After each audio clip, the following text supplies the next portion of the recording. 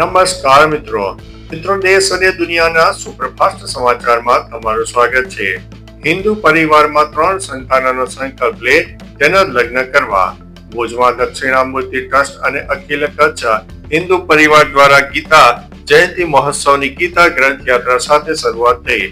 આ દરમિયાન સ્વામી પ્રદીપ્તાનંદ સરસ્વતીએ હિન્દુ પરિસરમાં 3 સંતાનોનો સંકલ્પ લે તેના લગ્ન કરાવવાનું આહ્વાન કર્યું છે। 3 સંતાન જરૂરી છે જેથી સમાજમાં સંખ્યાબળ જળવાઈ રહે અને ધર્મ સેવા થઈ શકે। પહેલા 4-5 સંતાનો થતા હતા છતાં બધાનું ઘર ચાલતું હતું। અન્ય મહત્વના સમાચારની વાત કરીએ તો ઉતાવળમાં ધર્મેન્દ્રની અંત્યેષ્ટિનું કારણ। હેમા માલિનીએ યુએઈના ફિલ્મ મેકર હમાદ અલ રિયામી સાથેની મુલાકાત દરમિયાન ધર્મેન્દ્રના અંતિમ સંસ્કાર ઉતાવળમાં કરવા પાછળનું કારણ જણાવ્યું હતું। તેમણે કહ્યું હતું કે ધર્મેન્દ્ર ઈચ્છતા નહોતા કે કોઈ તેમને નબળી કે પીડાદાયક હાલતમાં જુએ। તેમના છેલ્લા દિવસોમાં તેમની હાલત ખૂબ જ ગંભીર હતી, આથી તેમની ગરિમા જાળવી રાખવા અને તેમની પીડા કોઈ ન જોઈ શકે તે માટે પરિવારે ઉતાવળમાં અંત્યેષ્ટિ કરવાનો નિર્ણય લીધો હતો। અન્ય મહત્વના સમાચારની વાત કરીએ તો લગ્નમાં સાઉથ રાઇડ ફાયરિંગ, 3 લોકોના થયા છે મોત।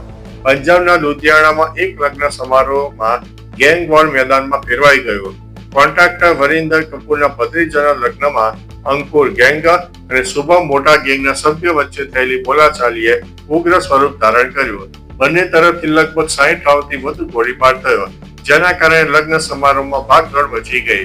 આ ક્રોસ ફાયરિંગમાં 2 મહિલાઓ સહિત 3 લોકોના મોત થયા છે। પોલીસે કાર્યવાહી કરીને 6 લોકોની ધરપકડ કરી છે। અન્ય મહત્વના સમાચારની વાત કરીએ તો સરકારે બધી મોબાઈલ કંપનીઓને તેમના નવા ફોન સરકારની સાયબર સુરક્ષા એપ્લિકેશન સંચાર સારથી પ્રીલોડર સાથે વેચવાનો આદેશ આપ્યો છે। આ એપ્લિકેશન ચોરાયેલા મોબાઈલ ફોન શોધવામાં, નકલી IMEI નંબરો ઓળખવામાં અને છેતરપિંડી વાળા કોલ વિશે માહિતી મેળવવામાં મદદ કરે છે, તેથી લાખોની સંખ્યામાં ચોરાયેલા ફોન શોધી શકાય છે। જોકે એપલ આ નિર્ણયનો વિરોધ કરી રહી છે। કંપની કોઈ પણ એપ્લિકેશન પહેલાથી ઇન્સ્ટોલ કરેલા ફોન વેચતી નથી। અન્ય મહત્વના સમાચારની વાત કરીએ તો મસ્કના પાર્ટનર અડધા ભારતીય, પુત્રનું નામ શેખર। સ્પેસએક્સના CEO એલન મસ્કે જણાવ્યું છે કે તેમના પાર્ટનર સિવન જીલિસ અડધા ભારતીય છે અને તેમના પુત્રનું મધ્ય નામ શેખર છે। આ નામ નોબેલ પુરસ્કાર વિજેતા પ્રખ્યાત ભારતીય અમેરિકન ખગોળ ભૌતિક વિજ્ઞાની સુબ્રમણ્યમ શેખરના નામ પરથી રાખવામાં આવ્યું છે। ચંદ્રશેખરને 1983માં તારાઓની રચના અને વિકાસના સૈદ્ધાંતિક અભ્યાસ માટે ભૌતિક શાસ્ત્રનો નોબેલ પુરસ્કાર મળ્યો હતો।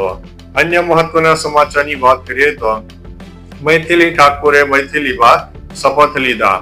બિહારના સૌથી નાના ધારાસભ્ય અને લોક ગાયિકા મૈથિલી ઠાકોર વિધાનસભા પહેલા સત્રમાં મધુબની ચિત્રોપાડી પીળી સાડી અને મૈથિલી પરંપરાગત પાઘડી પહેરીને પહોંચ્યા હતા। શપથ લેતા પહેલા તેમણે કહ્યું કે આ તેમના જીવનનો એક નવો અધ્યાય છે અને જનતાના વિશ્વાસ પર ખરા ઉતરવું તેમની ટોચની પ્રાથમિકતા રહેશે। ગૃહની અંદર તેમણે મૈથિલીમાં શપથ લઈને બધાનું ધ્યાન ખેંચ્યું હતું। અન્ય મહત્વના સમાચારની વાત કરીએ તો સરકારની આ એપ બની છે નંબર 1। 30 દિવસમાં 50,000 ફોન પાછા મળ્યા। ભારતના સરકારના સંચાર સારથી પોર્ટલે મોબાઈલ રિકવરીમાં મોટી સફળતા મેળવી છે। ઓક્ટોબર મહિનામાં માત્ર 30 દિવસમાં 50,000 ખોવાયેલા મોબાઈલ ફોન રિકવર કર્યા છે। મે અને જૂન મહિના કરતા 47% વધુ છે। ડોટના રિપોર્ટ અનુસાર અત્યાર સુધીમાં 7 લાખથી વધુ મોબાઈલ શોધી કાઢવામાં આવ્યા છે। તેલંગાણા, કર્ણાટક અને મહારાષ્ટ્રમાં સૌથી વધુ રિકવરી થયા છે। અન્ય મહત્વના સમાચારની વાત કરીએ તો ખેડૂતોનું પેકેજ વર્સિસ સંઘવીની ટૂલકીટ। ગુજરાતમાં વિપક્ષને મુખ્ય મુદ્દાઓથી ડાયવર્ટ કરવામાં હર્ષ સંઘવી અને સરકાર સફળ રહ્યા છે। મેવાણીના પટ્ટા ઉતારવાના નિવેદન પર સંઘવીએ પ્રતિક્રિયા આપી છે, જેથી કોંગ્રેસની જન આક્રોશ યાત્રા ખેડૂતોના મુદ્દેથી ભટકીને દારૂ પર ચડી ગઈ। કોંગ્રેસ અને આપે સંઘવી અને દારૂનું રટણ કર્યું। ડીજીપી વિકાસ સહાય અને ભાજપ પ્રમુખ જગદીશ વિશ્વકર્માએ પણ આ મુદ્દો વધાર્યો। સંઘવીની આ ટૂલકીટથી ખેડૂતો મુદ્દે અભરાઈએ ચડ્યો છે। અન્ય મહત્વના સમાચારની વાત કરીએ તો અનુસૂચિત જાતિના પશુપાલકો માટે પશુધન વીમા યોજના। બોટાદ જિલ્લાના અનુસૂચિત જાતિના પશુપાલકો માટે પશુધન વીમા સહાય યોજના 2025-26 હેઠળ અરજી પ્રક્રિયા શરૂ થઈ છે। ગાય અને ભેંસ ધરાવતા પશુપાલકો એક વ્યક્તિએ મહત્તમ 10 પશુઓનો વીમો કરાવી શકશે. માત્ર ₹100 પ્રીમિયમ ભરીને પશુ દીઠ 35,000નો વીમો મળશે. મૃત્યુ દીઠ સીધી 35,000ની સહાય મળશે. ઓનલાઈન અરજી આઈ ખેડૂત પોર્ટલ 2.0 પર કરવાની છે અને અંતિમ તારીખ 15 ડિસેમ્બર 2025 છે. અન્ય મહત્વના સમાચારની વાત કરીએ તો સગીરાને દેહ વેપારમાં ધકેલવાનું કૌભાંડ.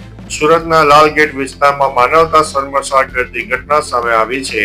17 વર્ષીય સગીરાને આશરો આપનાર દંપતીએ જ તેને દેહ વેપારના ધંધામાં ધકેલી દીધી.